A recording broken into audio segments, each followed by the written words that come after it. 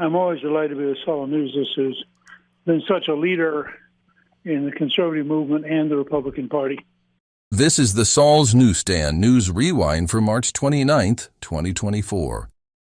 The New York Post reports, New York City begins handing out prepaid debit cards to migrants in controversial program. The Adams administration launched its program to give prepaid debit cards to New York City migrants this week, 2 months after inking a controversial no-bid $53 million contract for the deal.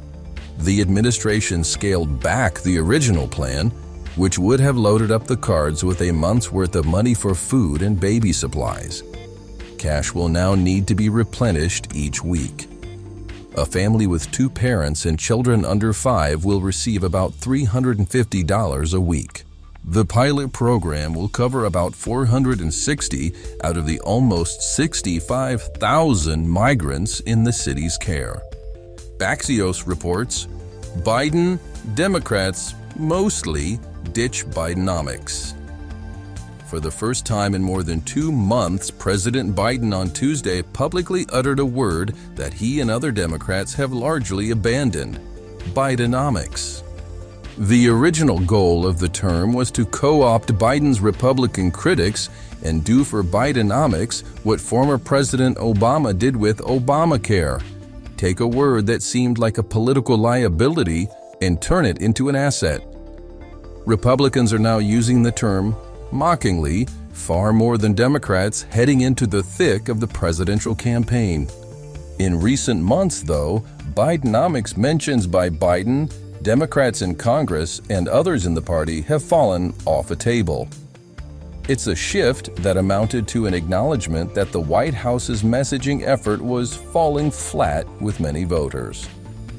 And finally, Red State reports, Black voter support for Biden crumbling.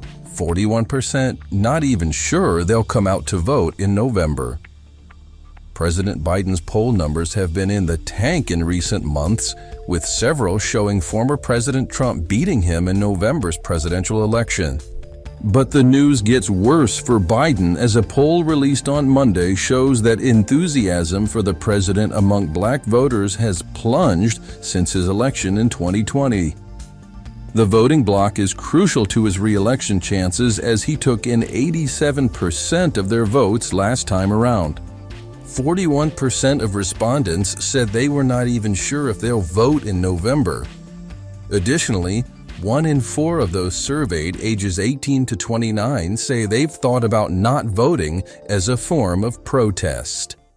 And that concludes the Saul's Newsstand News Rewind for March 29th, 2024. For more political news faster, visit saulsnews.com.